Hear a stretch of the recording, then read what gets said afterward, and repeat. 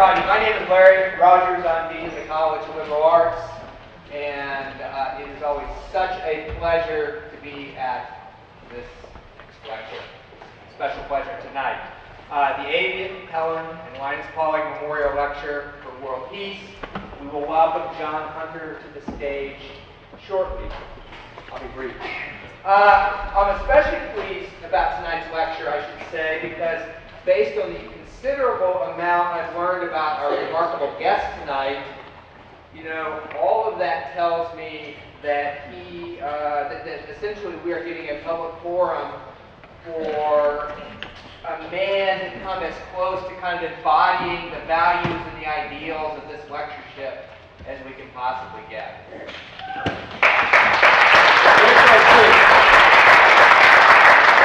The lectureship, which is one of the College of Liberal Arts' real points of pride, began in 1982. Bill Wilkins, whom many of you, I think, at least over the age of some age in this room, know, was then a brand new dean of the College of Liberal Arts. Contact had been made with Dr. Linus Pauling, asking permission for CLA to establish a lectureship, a peace lecture in a sense, in memory of his late wife, Ava Helen, whom Linus credited with sparking his peace efforts. Dr. Pauling gave that consent, and he graciously agreed to do the first lecture. The issues to which Ava Helen Pauling committed herself for 5 decades were around world peace, justice, human rights, and the preservation of wilderness and natural areas. This lecture was established to underscore the importance of these causes and to honor the woman who championed them. In 1995, Linus's name was included to make the lectureship a memorial to this remarkable couple, both of whom, as I hope everybody in the room knows, attended Oregon State University.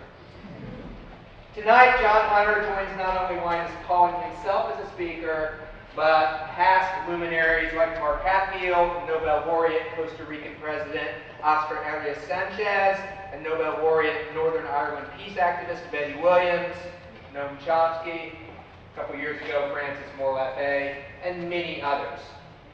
To introduce him, I'd invite Ben Mutschler to the stage, or whatever you call this right here. He serves on the Linus Pauling Selection Committee. He's Associate Professor of History, and he's the Director of the School of History, Philosophy, and Religion, which is, by the way, rocking. Please welcome Ben Mutschler.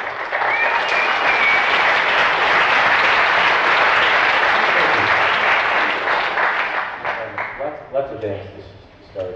First to Larry Rogers on support CLA, and to the Linus Pauling Peace Lecture Committee and the chair, Dick Clifton, worked together to bring this together.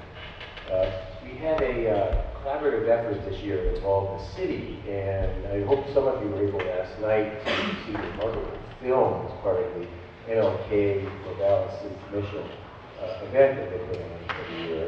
That was wonderful, and John Hunter participated after the showing of the film.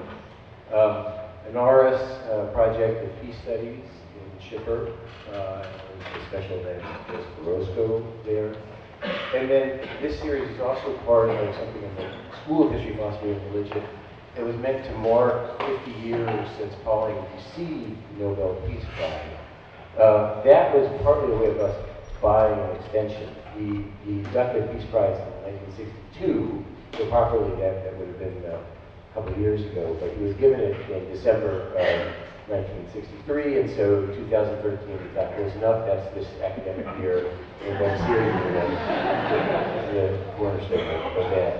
We had the former head of the Nixon Library that was here in the fall, along with a panel discussion about nuclear test ban treaty involving the Valley Library as well.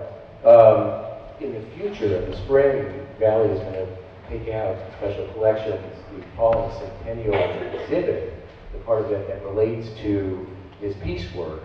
And I want to thank Ann Beatty in advance for that, and both Ann and Landis for their terrific work. If you haven't been to special collections, the fifth floor of Valley, you've got one of the finest collections, the largest manuscript collections of a single person in the country with Linus Pauling papers. And there are tens of thousands of letters there with Pauling corresponding with people, major world leaders, all across the 20th century. So please go check that out. And as I always say, it's free. So we had, as part of this visit, several class visits. And I wanted to thank students and faculty, Paul Koppelman's Live War class, Felicia Reed Metoyer, right? That right, Felicia? Okay, good. In Teaching Across the Lifespan, a wonderful session this morning. And in Joseph Orozco's Great Figures in Philosophy, which is focusing this year on the King. I see a Dubert student here glad about that. And they all welcomed John Hunter into the classroom. I wanted to thank Michael Malley for all his help in coordinating with the Ed School. Next to Juan Howard, who's out behind the scenes with the logistics. And Bob Peckno, who, here he is.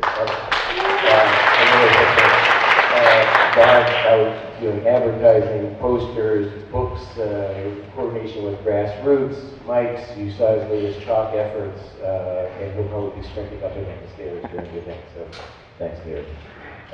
And thanks to all of you, the audience.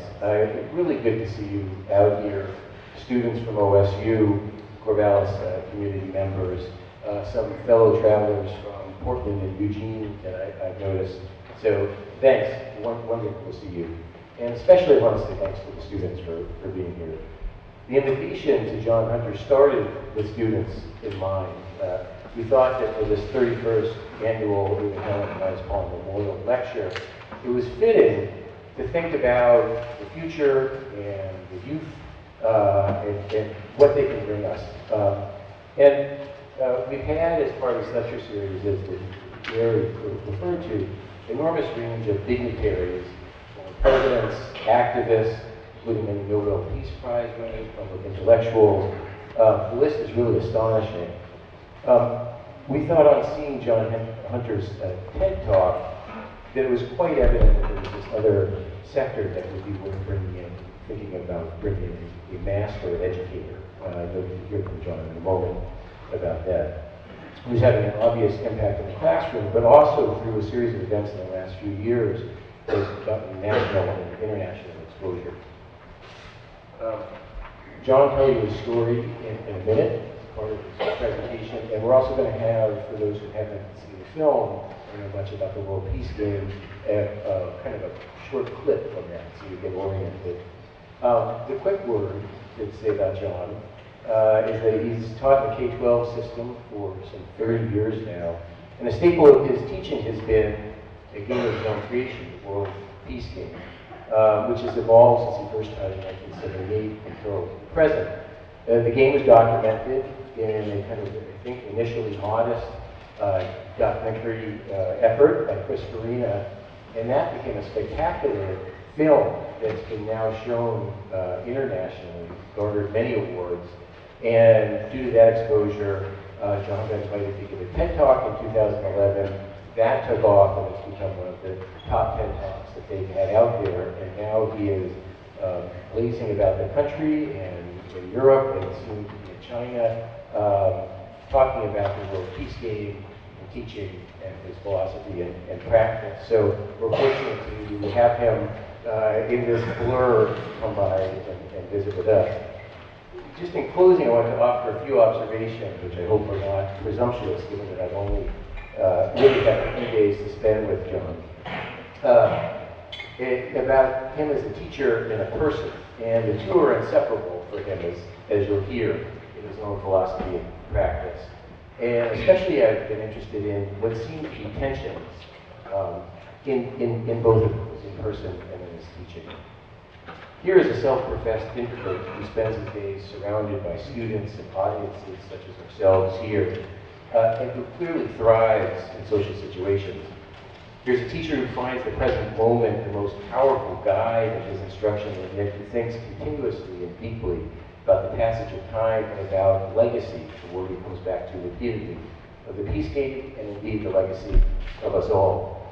Here's an educator who confesses to be, as he said, a teacher who suffers And yet, who watches his students make mistake after mistake that he says breaks his heart, and yet he exudes joy in the classroom and in person, as you'll see. Here's one who invests in failure and its inevitability as an essential part of the human condition, with knowledge that all of us will fail, and yet he accepts that without shame, and enjoys, as a result, enormous and manifest success. And here's one who practices deep introspection, but does so in part in the name of all those around him.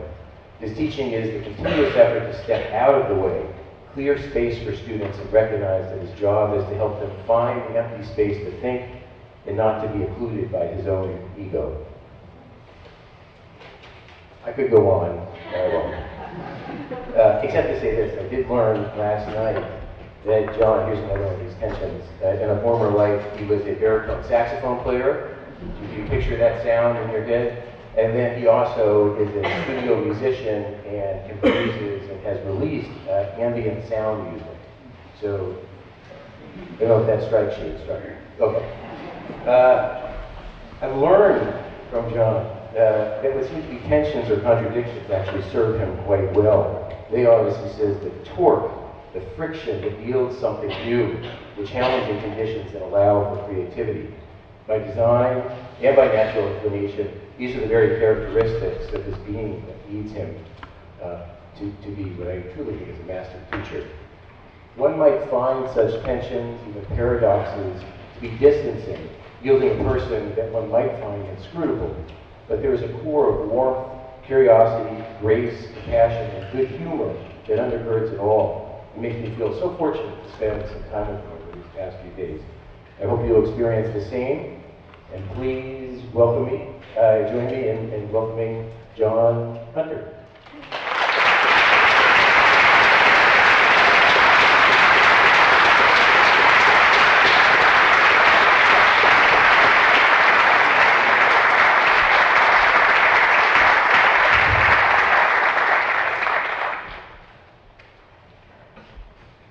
Thank you all so much for having me this evening.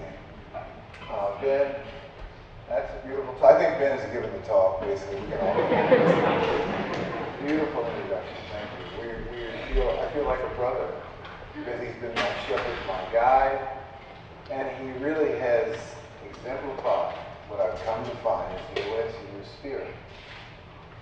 The warmth of this place and you people. It has been incredibly moving. It really has. The moment I got here, this warmth opened up.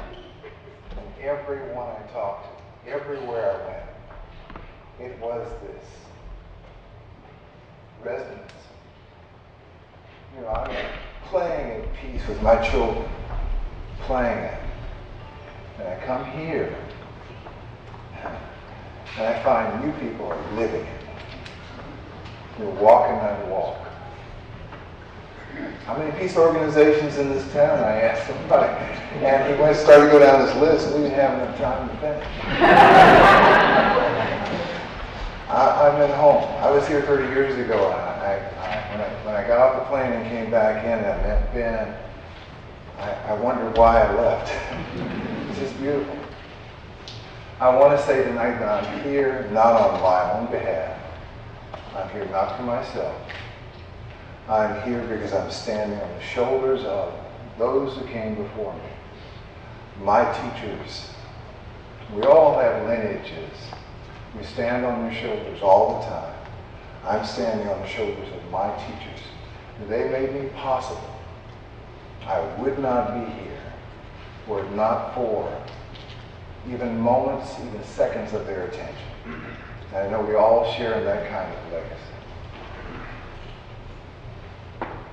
So I want to thank you first, OSU, and Ben Mutschler, who's been my friend now, and now become my family member. Joseph Orozco, fantastic people. Alicia Lee, you're in your class today. Where is Paul? Paul Kaufman. Astounding. We were in so many classes. I might be missing somebody. Please forgive me if I do. I've been in so many classrooms. I don't know whose classroom I'm in. Probably in yours. I can't remember. but they were all uniformly of, I wouldn't just say quality, they were uniformly, there was this warmth. People you don't know receive you, they take you in, and say, you're one of us. And it was a beautiful thing. This Linus Pauling lecture, I was at the archives today with Ann Beatty and Larry. Astounding. Started here. You are the legacy holders. I saw his papers, his works, the artifacts. And you know, you have to feel humble if you're even associated with it. Here I am having the responsibility of giving the talk about it tonight. I hope I do okay. Please support me. I want to share with you in a moment a short film clip from the documentary Ben mentioned, World Peace and Other Fourth Grade Achievements. This is Chris Farina's film. Chris Farina is a brilliant independent filmmaker, which means he has no money. He and I both live in Charlottesville, Virginia. Charlottesville, Virginia, as you know, is the home of Thomas Jefferson and the Dave Matthews Band. So Chris was introduced to me by a mutual friend. He was looking for a project to do that wouldn't cost much money. And he said, I'd like to film that game, that World Peace game I've heard about in the classroom. He spent a year in my room observing. He approached me about doing a film. He said, great, we'll do a film. You know what, we can show it on your living room wall on a bed sheet to your friends. That'll be great, because that's about the extent of what we'll be able to do with the money you have. We had no idea. The film, he cobbled together enough to finish it in 4 years after shooting in 2006. 2010 submitted it to South by Southwest Film Festival in Austin, Texas. And shockingly, it was well received. 56-minute documentary by a small town guy. And we say it's a good film despite the fact that I'm in it. We have to joke with this. But Tor Fosse, who is the Bergen International Film Festival director, was there from Norway. He saw the film, fell in love. He said, Chris, I'm bringing you and John. You're going to go to Norway. You're going to have a big festival. It's going to be fantastic. What do you say? We thought about it for about half a second. Sure, no problem. So we went, and we were just thrilled. We were taken care of. We were loved. We were taken in. The film screened 8 times in Bergen, Norway. Chris and I were racing back and forth, and he's a little younger than I am, so he went out clubbing every night. I'm in bed. Lovely dancing. But we were racing back to the award ceremony the last day of the festival, 145 international films. Now, Chris is a brilliant filmmaker, but I'm still a small-town school teacher, so we don't know what that combination is going to yield. We race in and we hear, just as the announcements are finishing, that Chris's film, World Peace and Other Fourth Grade Achievements, has won the first place audience award of all those 145 international films. We are stunned, literally stunned. I mean, after he finishes crying, I get up off the floor. The award. And from there, it's been a rocket ride. It led to the TED Talk. TED, by the way, is like NASA and Hollywood have a baby. It's just this huge. And I'm an unknown, so I was just thrust into this mix. That's a whole other story. But it seemed to turn out well, and then that propelled us even further. So we find ourselves at the United Nations, screening the film. We screened it to the committee members there, and they really understood what the children, again, what we were playing at. They lived, and they really understood at a deep level, their efforts for peace. That led to a few other incidents, and I'll tell you about those after the film clip, pretty startling and surprising things. But just to give you a hint about what you're going to see, and then I'll stand aside. The World Peace Game is a 4-foot by 4-foot by 4-foot plexiglass structure. It's a tower of plexiglass. There are 4-foot by 4-foot sheets of plexiglass, quarter-inch plexiglass, stacked vertically one above the other. There are hundreds of game pieces on every level. There's an under sea level on the very bottom down at my kids' shoelaces, ground to sea level about at their knees, and you've got an aircraft level just about at their chin level, and an outer space level on top with asteroid mining and so forth. So you've got undersea submarine mining, you've got cities and factories and towns and armies and navies, everything we have on our surface here. Aircraft level territorial airspace is big giant puffs of cotton for clouds that our weather goddess moves around randomly. And outer space, we've got asteroid mining and space stations, black holes. You know, sort of a emulation of the Earth. And these students are given 50 interlocking problems, global real-world problems that I rip from the headlines and just tailor a bit so that they connect to each other. Because as I've understood it, everything really is connected, interconnected. We're not really separate. And I asked them to solve all 50 global problems. Everything from ethnic and religious and minority rights and refugee issues, hazardous chemical and nuclear waste spills, desertification, breakaway republics, water problems, aquifers that are pumped out, breakaway republics, famine, disease, war, endangered species, everything we have, all together at once. And I said, boys and girls, can you solve this? I think you can. That's the magic ingredient for me. You tell the students you think they can actually do something, and their scores go up 10 points. Just because you thought they could and you let them know you thought they could. You ever had that experience? You thought you couldn't, somebody just said, hey, you can do that. Suddenly I can. They believe they can save the world, because I said so. They fall for it every time. So this huge structure sits in the middle of my classroom for about 8 weeks. We have 4 countries, fictional countries. We used to have real world countries, but the kids were emulating their parents and the real world decisions and getting nowhere in solving problems. So put fictional countries in. Real world problems adjusted accordingly.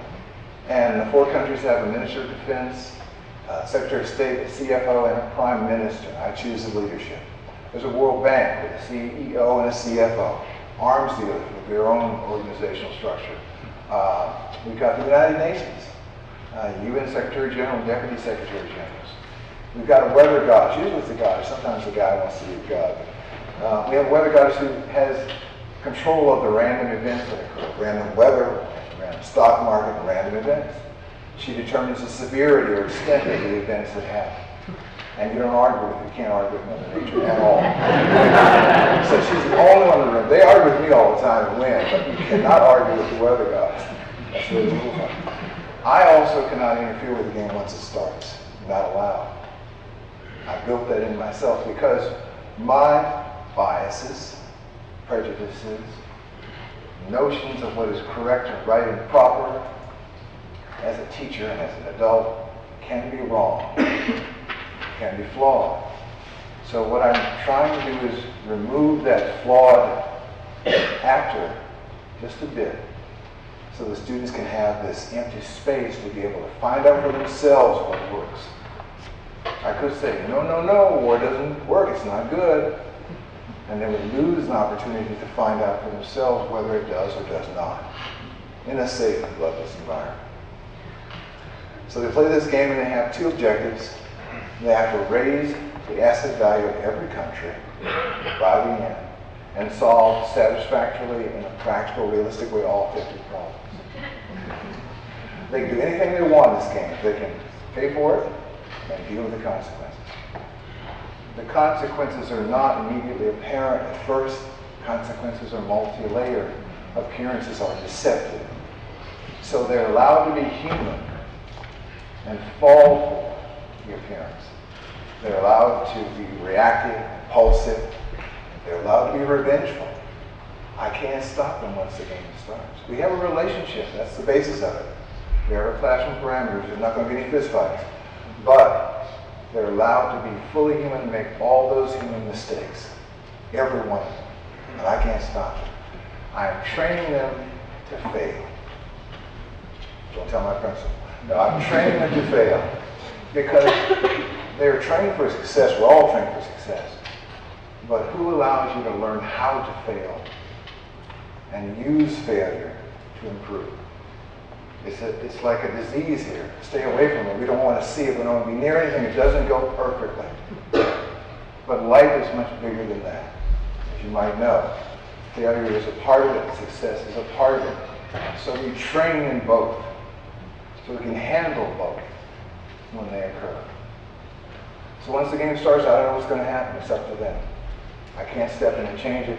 And because I can't, you'll see in this clip we're going to see how they make meaning out of chaos themselves.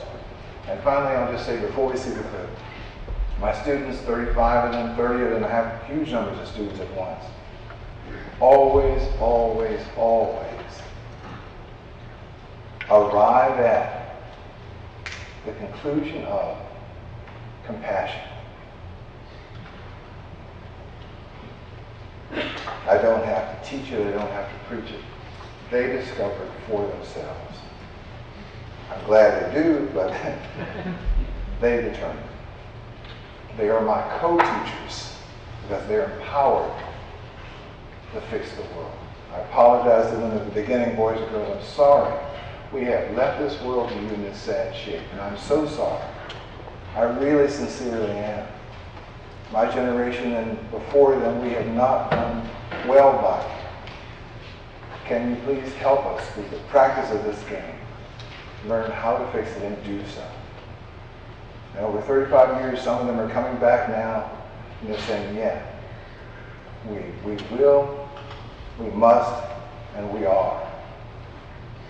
So this is World Peace and Fourth Grade Achievements, and other fourth grade achievements by Chris Farina. It's just a short clip, about 8 minutes, I think. And then we'll go back and I'm going to share some stories from the game that hopefully highlight the kind of thinking that I've discovered recently from Linus Pauling's work and your work in peace. So thank you, Bob.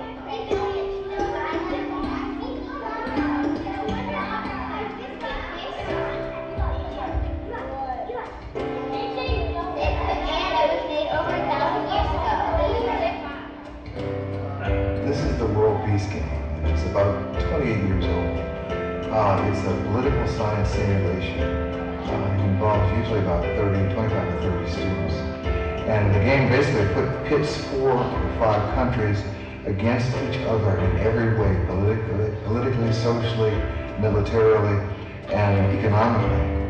They're pitted against each other, and they have to use their imagination, use their thinking skills to think their way out of these problems that they're pitched into head first. So the game starts with them inheriting situations on the verge of chaos and combat, and they've got to think their way out of that situation.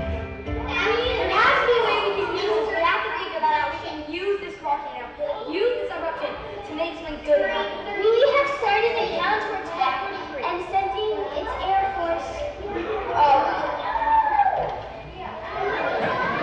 If you look on the World Peace map, it doesn't have that much oil. So is Caden. And Caden's our complete ally. And we can also get some oil. Okay. We're not going to. I'm saying yeah, Caden said you would. Hey, we're not going to attack them. I know. The ships that we moved was for confusion, and it wasn't for battle, and that would come in peace. First, I gave him 7 days to do something about the Mutschler organisms, and he's now 2 days left and he hasn't even boarded the island and tried to do anything about it, and I think he's trying to attack me instead of trying to do what he said he was going to do. I want it to be so thrilling that they don't want to do without it, but so challenging that they almost can't do it. And to have the two contrasts, have those two opposite things working together, is for me that kind of tension is what I think is where learning occurs. They have that love and fear, and then learning just torques on that kind of mismatch, I think, and that seems to be what's happening in this game. It's a game that makes you think really hard, makes you really think about what's really going on in the world. But I think is you can't be all about war, and you can't be, again, this may sound bad, but you can't be all about peace. Yeah, not like all like flowers and grassy fields and solar panels. you have to have some defense. It's challenging. There is no right or wrong answer. If you wanted a right answer, choose the one that helps everyone and then think about yourself. We start off with a reading from Sun Tzu, the Chinese general. His book, The Art of War, which of course, as you know, is basically how to stay out of war. And for the most part, if you're in it, how to get out of it quickly. And he says, therefore, a victorious army first wins and then seeks a battle. A defeated army first battles and then seeks victory. Read that again, yeah. We've really had enough of people attacking. I mean, we've been lucky. I mean, the time, now I'm feeling really weird because I'm living what Sun Tzu said 1 week. 1 week he said, those who go into battle and win and will want to go back, and those who lose in battle will want to go back and win. And so I've been winning battles, so I'm sort of going into battles, more battles. And I think it's sort of weird to be living what Sun Tzu said. The Second World History is about to commence. Because I have such confidence in you, I'm going to do something I've never done before. The game has 3 new crises in it. I've never put new crises in once the game has started. These are crises concerning water rights. One of the big problems in the world today is people having enough clean water for whatever they need, drinking and washing and so forth. It's a big problem. And guys, I really think they're going to be almost impossible to get out of. But I really am confident you're going to be able to do it. I don't know why I think you can. So I would never do this if I didn't think you could. But I don't know how you're going to do it. I cannot imagine. So good luck to you.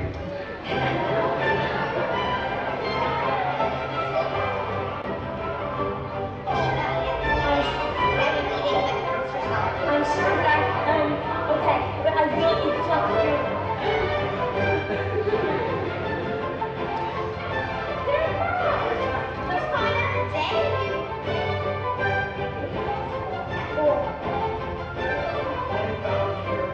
Mr. Hunter, he's a brain stretcher. My brain, when I come to his classroom, it just feels like a big, it's just like empty. If I shake my head around, I can feel it squishing. My brain, when I come to his class, it feels like it's just learned so much. I hope that they never need me again, that I put myself out of a job, that they have everything that they could possibly have gotten from this experience, from me, from my influence, whatever it might have been, and that they take away every tool, every creative thinking tool, every critical thinking tool they can, and they have confidence that they can solve any problem, they can deal with anything. One of the things I learned was that other people matter. In this game, one person can't win, everyone has to win. And I think that taught me a lot about cooperating with other people, being generous, and having an attitude that if you work together, you can achieve anything. In view of all the crises being solved, and in view of everyone's asset value being over 100 billion, I hereby declare this World Peace Game won!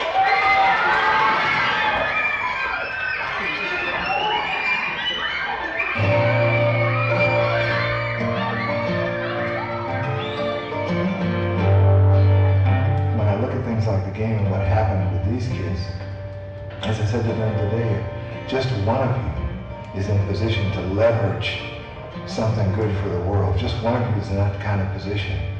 That can make all the difference. And if you picked up a tool from this game, a thinking tool or critical thinking skill that helps you do that, you may save us all. And that's what I'm naively hoping might happen.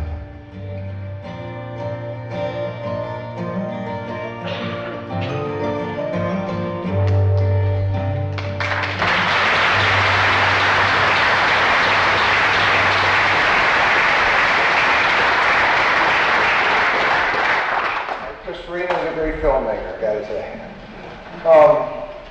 What I should also add at this point, another story. First, I'm going to share stories with you. I think that they carry a lot more weight, and they also can serve you better than I can. In 20 years, 30 years from now, you will probably forget me, and you probably forget this talk. You certainly won't remember what I said, most likely. So I have to think, how can I best use your time that you're giving me so that it will be useful to you from now on, as much as possible. And it's hard because we all forget. We can't remember everything. So I understood from my students, my kids talking, stories work. Stories are like seeds. They're like an onion, and the skin can peel off and be on layer after layer as you revisit it year after year or time and time again. So I hope I can share these stories from the game with you, and those things you can remember, you can use, you can keep, whether you remember this night or not. Stories are very useful. So the first story I'll share with you is what happened after the TED Talk. Chris Farina and I were in Silicon Valley screening the film. We were invited there by IDEO, a Silicon Valley design firm. Premier design firm on the planet. They called us up and they gave us a desk there, guest teacher desk. They said, John, what you're doing is design thinking. That's what we do. Chris and I looked at each other. Yeah, design thinking, that's what we do. Yep. Number one. That's what we do all the time. So we went there at their invitation and screened the film for their campus, about 600 employees. And at the end of the screening, this young woman walks up. Really well dressed. I mean, her hair was astoundingly styled. Beautiful jewelry. The shoes were immaculately, amazingly Italian, I think. And she walked up and she handed me her card. She said, Mr. Hunter, we'd like to see you. I looked at the card and it said, Defense Department, Pentagon. What'd I do? We backed up a little bit and we looked at each other and said, yeah, I guess we'll make time in our schedule to come and see you. Charlottesville's about 2 hours from Arlington, Virginia, with the Pentagon. And so Chris and I, totally mystified, drove in his little 20-year-old Toyota Corolla up to the Pentagon. Went in through all the security, machine guns and cameras and everything. We're inside, and they tell us that 56-minute documentary, full film, they have screened at the Pentagon for policy and military people 4 times. They tell us when we got there, we're going to screen it again with you. And then we want to talk to you. What have we done? We've really messed up. Real trouble. So we watch the film, and at the end, they say, gentlemen, this is where it gets really surreal. They say, gentlemen, we are suffering. We're the greatest war machine in history. We know how to do war and carry it on very well. Nobody's ever done it better. But we are suffering. Everybody in this room, 70 some people, have all lost colleagues and friends. We're asking you if you have any ideas on how we cannot do this. Your game talks about an empty space, creating space. That really struck us. We all read Sun Tzu. We read Clausewitz on war. We read all that stuff. We know what you're talking about. But in the game, we talk about space, and we see these children solving the problems using that space. We just want to ask how you do. because we like to not do what we do so well. This was astounding. I thought I was going into a faceless, heartless war machine. I mean, that's what I thought in the 60s. We tried to levitate that place and it didn't go. It's still there. So this was shocking. These were human beings saying, help us, to a small town school teacher and a broke filmmaker. Can you help us? We had the most heartfelt 2-hour conversation. When we got back in our car, drove home just stunned that this little film has taken us to these places. 2 weeks later, I get a phone call. Mr. Hunter, we'd like to know if you could bring your students to the Pentagon. We want to talk to them. Are you Joe? Who is this? Oh, this is Pentagon's flight. Sure enough, they wanted to do it. And my kids, we play fictional countries in the game. I put them on real-world country desks. U2 Pakistan desk, U2 Germany desk, U2 Mexico desk, U2 Nigeria desk. You please have to create a white paper, because that's what they use at the Pentagon, 1-page informational paper on your country or region, economic, social, and military issues.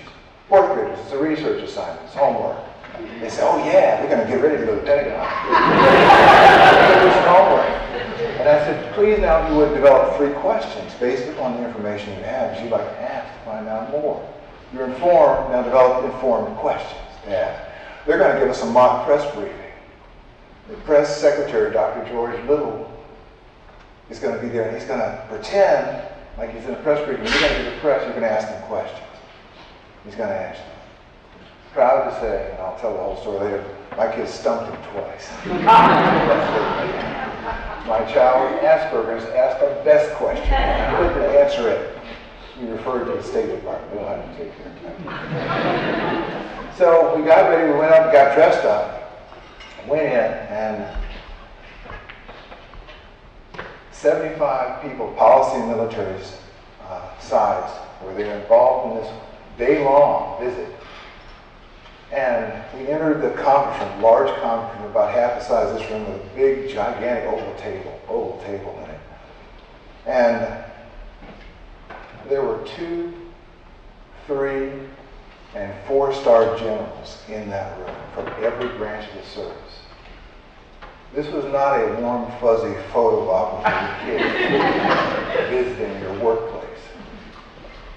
This was serious, and here's where it really moves me, because these people, generals, spent 3 hours from 9 to noon talking with my children peer to peer as equals. Secretary of State Elder, here's how we deal with insurgents in the field. What do you do? And Secretary Elder answers them with his experience that he's lived through in the game. This was surreal. You can imagine what a teacher must feel. This is astonishing and moving in so many ways. We had lunch, pizza with the generals. And we had a great time. We got a tour after that meeting. And then we're sitting in the Oval Office, the Oval Table conference room. And suddenly there's scurrying outside in the hallway, outside the room. And I start to worry, like, why are they scurrying inside this secure installation? that can't be good. But somebody pokes her head in with an earpiece and a suit and says, Mr. Hunter, World Peace Game delegation, would you come with me, please? Are we going to an underground bunker? I don't know where we're going to go. We go out in the hallway, we're led down the hallway, we go into a door is open.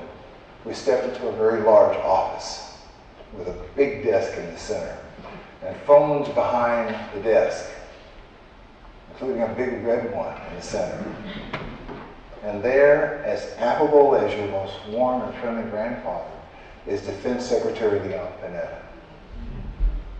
He said, boys and girls, I got 10 minutes. I got to go see the president, but I got 10 minutes to talk. He takes off his coat. Panetta stays a half hour. It's not a warm, fuzzy photo op. He says, what's your biggest problem? My kids all say, we want global warming. We solved it. He says, you know what? That's my biggest problem too. Seriously. The melting polar ice caps open up new shipping lanes, which gives us a whole new military headache and nightmare to deal with we didn't have to deal with before.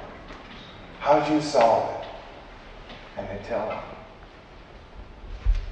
He says, how did you handle your supply chains in the field with global warming changing things? And they told him, because they lived through it. They had a half an hour peer-to-peer discussion. The most powerful military person in the world is talking to a 9-year-old who's planning on being a Secretary of State or a Minister of Defense. And they're having a real serious conversation. What respect, what honor. And then he does the most amazing thing. It gets even more interesting. He reaches back on his desk and in his pocket and pulls out this coin. Anybody here been in the military? If you've been in the military, you might have heard of coining. Coining is a special ritual. A coin, a metal coin, is struck by an officer. I didn't know anything of this. And the name of the unit, the officer's name is on it, and they are awarded by the officer in a ritual handshake given. It's called coining to a subordinate who's done something amazing and outstanding. And that is, he said, I've worked with the man 10 years. I've seen him do out 5 of those things. Secretary Bennett, I coin every one of my children. We stepped out of his office in the hallway, and another general comes up we hadn't met. He's got 5 stars. He said, Mr. Hunter, he knows my name. World Peace Game delegation, he knows the children. He says, I'm General Martin Dempsey, head of the Joint Chief of Staff, head of the Joint Chiefs. And Mr. Hunter, I want a coin too. We have those coins.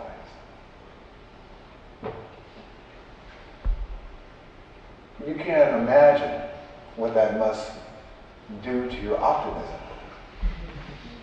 They offered us another visit, our 3rd, before the sequester and so forth, to play the World Peace Game in the Pentagon with generals. Mixed teams. Sorry, that's me. Okay, everybody, it's cool. They wanted to have mixed teams, generals and children, so they could find out how they do what they did. Can you imagine?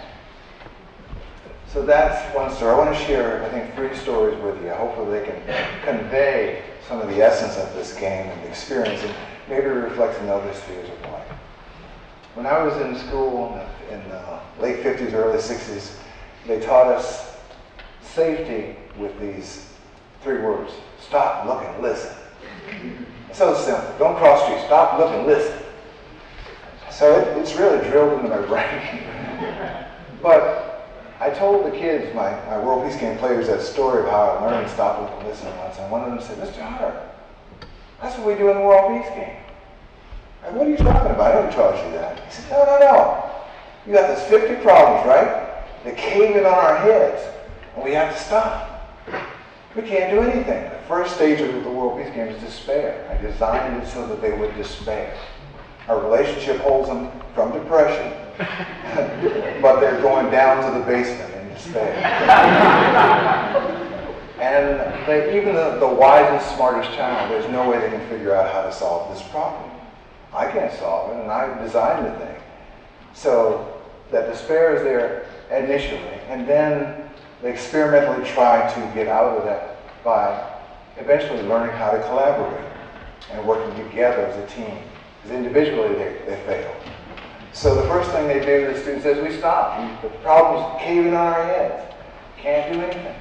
And then, Mr. Hunter, we got to look really, really hard at everything. The problem's got so many parts, you got to look at all of them, and it takes a while. So we have to look deeply. And this is the most beautiful point, because they are deepening their awareness, not just of their own situation, their own perspective, their own limited view, they're expanding over and over again in practice. They practice expanding their awareness every time they encounter one of the 50 interlocking problems. We're practicing developing awareness in a real world situation. And we're not meditating. So, Mr. Hunter, we have to look. So we stop, we look, and then, Mr. Hunter, once we've seen all the parts, we have to talk to each other, so we have to listen. And one of the wise kids said, Mr. Hunter, I listen to everybody else, but then I listen to myself. I was a mountain of babes. My own wisdom, my own understanding. So they stopped, look, and listen. The stopping story is about David. In the film, there's a little boy who says he's been living what Sun Tzu said. That gives me chills when I hear it because I know the backstory. David had been a successful military commander. Every one of the weighted coin toss in his favor, he won the battle against rogue mercenaries attacking everybody. He said, they're not going to do anything about it, I'm going to do something, I'm going to attack them. And his team didn't want him to do it, but he kept doing it. He kept going to war and he kept winning. Cause for celebration. But then suddenly David stopped. And he realized even though he kept winning, he kept having to go to war. And he thought, Sun Tzu talks about getting stuck in that cycle, and I'm stuck in the cycle. I'm winning, but I'm still going to war all the time. So he found, you didn't see it the clip, but he found another way out because he saw himself stuck in the cycle. Even though he was winning, which we all claim is the best thing, he saw it as not good. Because the larger picture meant that he was trapped. 9 years old. I couldn't design curriculum to teach that. He discovered it on his own using the game as his teacher. He facilitated an understanding with the game for himself. So, in looking at the game, I'm reminded of a story about Dietrich. Dietrich was a 10-year-old boy who played the world peace game. He knew the muzzle velocity and caliber of every weapon in the world, you can imagine. He knew how fast tanks go, how fast it takes them to turn their turrets around. He knew the size of the projectiles, the velocity and the speed. He loved explosions. He loved war. He loved warfare. He loved war movies. He's 10. I don't know what his parents are thinking of him. But he knew this stuff cold and he wanted to do it. I want to go to war, Mr. Hunter. And this is chilling to hear from a 10-year-old. I want to blow up stuff. I want to do that. So counterintuitively, I don't know what made me do this. I said, well, Dietrich, in the world peace game, I'd like to offer you the position of prime ministership of a country with your own weapons. What, am I crazy? Something in me said no. He needed a shot at this for some reason. So Dietrich goes into the game and he breaks my heart right away. He goes to war. He's winning. He's destroying things. He loses some. He wins some. And kind of like David, there's a moment where he stops and he looks very deeply at the entire situation, all the parameters. And suddenly, the next opportunity for warfare comes up. Dietrich turns to his minister of defense and he learned this term from watching TV. Stand down, Travis. We're not going in. Travis says, dude! This is minister's defense. This is what he does. Dude! Let's attack somebody! Come on, man! And so his whole team, being very warlike, what's wrong, Dietrich? We got the weaponry. We win. Let's attack. Let's nuke somebody, dude. That's chilling too. But Dietrich, who knew war better than anyone in the room, said, no. It's pointless. He said, pointless. He said, what do you mean pointless? What is that? We won't get anywhere. Just keep fighting. He discovered this truth for himself. I didn't teach him. I didn't say, don't do it, Dietrich. Bad boy.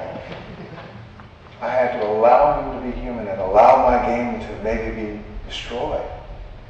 Every time I play this game, I have fear in my heart. I'm going to lose. They're going to lose. They're going to destroy the world. I would go in and I go, I know I can't stop them. I'm taking a risk with these kids. Will you save the world or will you destroy it? You can if you want to. And for now it's 38, 37 years, they've saved it. They come to that conclusion on their own. And finally, there's a story I do relate to in my TED Talk of, I think her name is Amy. Stop, look, and listen. Amy listens. She listens to her own voice. Amy is the Minister of Defense of the poorest country in the game. Minister of Defense, she has a small tank corps, armored battalion. She's got some aircraft, some antiquated World War II things I put on board, and a few thousand troops. And her Prime Minister, Marcy, says, Amy, don't do anything. Don't use the military at all, because we don't have very much money. Everybody else is bigger, more powerful than us, and they will kill us. Don't do it. Now, you're supposed to listen to your leaders. Amy says, Marcy, we got to take care of this big oil-rich neighbor to the south. We got to attack him. What, are you crazy? Sit down, girl. I told you, we're not going to do that. Amy kept trying to tell Marcy we need to attack. Marcy said, no, they haven't done anything to us. Why would we attack them? Suddenly, without provocation, against direct orders, Amy marches her tank battalion across the border into the oil-rich neighbor's territory, surrounds her oil field, brings her tactical air force overhead, lines her troops up, and they go across the border and secure the oil field without firing a shot. Amy has launched an invasion. And we don't understand why. We're so upset. Her friend, Amy, this is a peace game. What are you doing? Why are you doing this? And Amy wouldn't answer. She said, I know what I'm doing. And they kept saying, why? I know what I'm doing. Amy, it's not a good reason. Why? I know what I'm doing.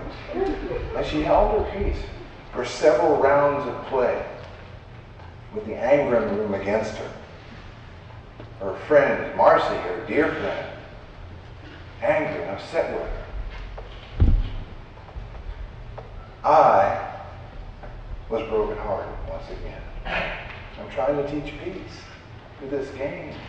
Why would this little girl I trust and I know knows better, why would she foment a war? Why would she do this? And I couldn't criticize. I just said, Amy, do you know the consequences? I know what I'm doing. Come to find out a few game plays later, it's revealed. The leader of the oil-rich country, a bully essentially, was planning an attack for worldwide domination. He was going to launch troops and air force and just wipe out country after country until he controlled the game. Going to ruin my game, but he's going to do it. Amy saw it. She saw it coming. She knew him, understood him, saw the trend lines and vectors in the plan unfolding. Nobody else saw it. Nobody would listen to her. But she listened to herself. Now, here's the thing. A 9-year-old girl, in the presence of her dear friends, takes a philosophical decision to go against everyone in the room, including her teacher, starting a small war to avert a larger war. Was she right or was she wrong? We stopped the game and we debated that for a while. The term conditional good came up. That kind of listening to oneself when everyone around you is saying, no, you're wrong. That kind of courage from a 9-year-old girl. I don't have that kind of courage. She's my hero. So those are just a few stories, and I'll just conclude in a few minutes. How much time do I have? I could talk all night long. Okay, I got some more time. Good. Great. I'll just say how the wider implications of this gameplay happen. Students who played the game, what happens to them afterwards? They grow up, they go on, and now they're coming back through Facebook and so forth, letting me know what happened. And one particular instance, I was giving a talk at Virginia Commonwealth University in Richmond, Virginia, my alma mater. And this old man in the back, he's kind of stooped, gray hair, raised his hand, Mr. Hunter, at the end of my talk. You remember me? No. I'm Terry. I played the first World Peace game with you in 1978. One of my students. And And I think to myself, wait now, he looks like an old man. What does that make me? And Terry proceeds to poignantly talk about his experience, how he's in educational policy reform now because of the game. It affected the way he thought. He said, Mr. Hunter, what happened was, in the game, I was okay with it, but you did this funny little gesture one day. Talking about the game like people can see things from different perspectives. You were funny. You made this lame joke. It was lame, Mr. Hunter. I don't remember the chorus. He said, but that affected me for some reason. It struck me. And it's with me. And so I kept it and used it, and it helped me. And I thought that was pretty impressive. I was impressed with myself. And he said, well, Mr. Hunter, I want to tell you something else. We Skyped later on. He Skyped with me a week or so later. I want to show you something else. Into the room walks this beautiful young woman, fantastically put together, confident, poised, and she's 21, I think. He said, this is my daughter. She's applying for a job at the World Bank. She went last week for the interview. I think she got it. But she told me that gesture I taught her that you did, she used in the interview, and it made him laugh. And she thinks it helped her get the job. I was really impressed, yeah. But then he said, but you know what? I'm going to show you something else. Into the room walks a little fella. He's maybe about a year and a half, 2 years old. He said, Mr. Hunter, this is my grandson. It's her son. And I'm teaching him that gesture. Now, at that moment, it hit me like a thunderbolt. An offhand gesture, an unintentional remark, a joke, turned out to be effective, and it went through 3 generations. I had reached through time. This is what teaching is, you know. You're not just teaching a child in front of you. You're teaching maybe even someone who's not even born yet, because they carry the seed from you. What if you're intentional and you teach intentionally? How much more powerful? I mean, a lame joke, goes for 30 years, that's not good. But the fact that you have that kind of power and reach, it struck me. I understood everything you do is important. Every little thing can matter and count. Made life so much richer. Just share, I got 2 little more stories. You can pick the one you want to remember. Just about the wider implications of this game. We talked about what happens in the game and the stories that come, but beyond that, I was going to Nashville, Tennessee to give a talk to a very wealthy private school, independent school. And I had my attitude, my prejudices, my biases. We got to the airport. Jamie Baker, the executive director of the Martin Institute, who's our educational partner now, goes with me sometimes. We do these talks and master classes. We get out of the airport, the car drives up. It's a black Lexus. Really, late model, looks nice. Shiny rims, the whole thing. Out of the car steps a young man, well-dressed, clean cut, nice suit. I think they're Italian shoes. Looking great. I think to myself, I know, I got to figure it out. Rich kid. Probably never worked a day in his life, doesn't understand what real life is all about. This is my subconscious thinking. Error. We get in the car, we're driving. He says, Mr. Hunter, he's driving kind of quiet. I like in that film you have the children write that letter. In the World Peace game, if you're a commander and you wager classic troops in battle and you lose them, you lose the battle, you're taken off the board, I require you to write a letter home to the fictional parents of your fictional troops. Tell them what happened and apologize, offer condolences. Now, 4th graders, it's a paragraph. Dear parents, very simple, and they read it out loud. And we move on.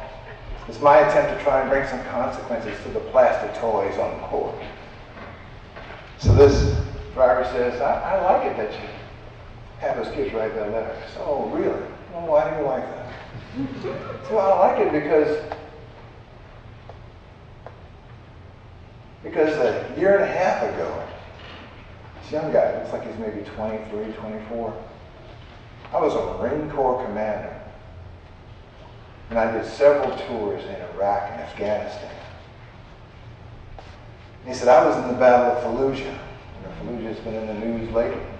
This was the first and second Battle of Fallujah back a few years ago. It was the worst in a city, street-to-street, house-to-house, hand combat in decades. He was in it, and he said it was kinetic. That's all he would say. It was a kinetic situation. And he said, I like that you have him write that letter because I had to write that letter. I had to make that phone call. Those commanders are my people. I had to go to the house of those parents. I had to knock on the door. I had to tell them that their son or daughter was dead. So, Mr. Hunter, you keep having them write that letter. Maybe they'll get some idea of the consequences of this, and maybe they won't have to do it. Here's a man who's talking about what we are playing at. My children and I are playing at this. And he's lived through it. In the worst situations, he's lived through it. And he affirms the efforts of children to have peace. What better validation can you have for your peace efforts? And my last story. Can you see what it is now?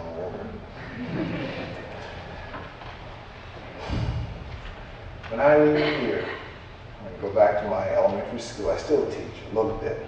TED Talk has sort of ended my career for the most part. But I hung on. I teach a day or two a week. Now and then when I'm in town, I'm superintendent of school with that. So I do the World Peace Game. And when I teach, those mornings I go in, I do bus duty. I go out on the curb when the parents drive up. I open the door of the cars and the kids hop up. There's 4 or 5 of us teachers who do this in the mornings. And we're out there and our job is to make sure safety happens, so they get in safely. I opened the door and I started to feel good about it because they were so happy getting out of the cars coming to school. It's a good school. It's 650 kids, 23 different languages, 65% free and reduced lunch. High schoolers, school with poverty. And I started feeling so good because they were feeling good, and I started to think, this kid is great. You're great. You know, you're a chance for greatness. And I started saying to everyone, here's one more chance for greatness. Here's another chance for greatness. Open the band 17, I'm going, there's 17 chances for greatness. That's amazing what the band can do. But then it hit me on an even deeper level. Wait a minute. There's 650 children in my school. That's 650 chances for greatness every day. How many schools in my state? How many schools in my region? How many schools in America? How many chances for greatness every day? The thing of it is, teachers, is you don't know who's going to be great. It could be the one who's in the office all the time. It could be the quiet little one who has some problems in the back. Because sometimes people like that do become great. So you don't know who's going to be great. What do? You have to expect that they all could be. And we cannot afford, I'm saying this to you, we cannot afford to lose one of them. Not one. Because that one could be the one that develops a cure for cancer, that finds a way to eradicate Alzheimer's, that puts an end to famine, poverty. We don't know. Who is it going to be? Our parent says that this one is a loser. This one is not going to make it. This kid is a problem. It's trouble. Could be that they are. But do you know how great they can become?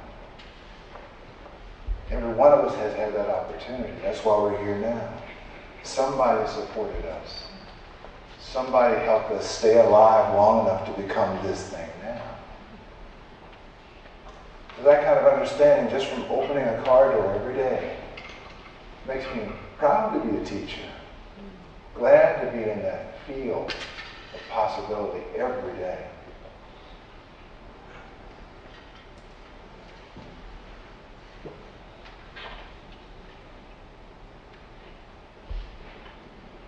I've been deeply influenced by you in these last 2 or 3 days. I really have. Seeing the archives today just was life-changing for me. Can you imagine what Linus Pauling must have really done? I saw his letters, an aisle, like a mile long, with his correspondence and writing. Bertrand Russell, Martin Luther King, all the greats, they're all writing to each other, helping each other. There's so many people doing so much good. I'm trying. I just happen to have a camera come into my classroom. But after traveling all over the country now in the last 2 years and all over the world, really, I have seen so many great teachers. There are so many good teachers in this world teaching. You have one story that doesn't go well, captured on film, a certain film, and the perception is that everything is going wrong. Education is a disaster. One instance, and we believe that. But my personal experience is that there are so many good teachers here. And it takes visionary, trusting, and caring leadership, administrators, that teachers can trust enough to turn their backs on and teach and feel protected and safe. When you have an administrator like that, and I've got one now, you can trust them, and you know you can teach to your best ability, you teach what needs to be done, that's gold. That's what I have found in just a couple of days at this school. I'm not flattering you. I'm telling you what I've seen. Ben has shown me. Ben himself. I said to Ben the other day, I'm going to flatter you for a minute. I said to Ben the other day, Ben, I heard people talking about you, heard teachers. He said, oh, what did they say? I said, Ben, they said you were capable, good administrator. He said, well, that's nice. I said, no, Ben, the big thing is, they said they loved you. They said they loved the guy. When you got that kind of thing in a business, a school system, how can you fail? Thank you, OSU.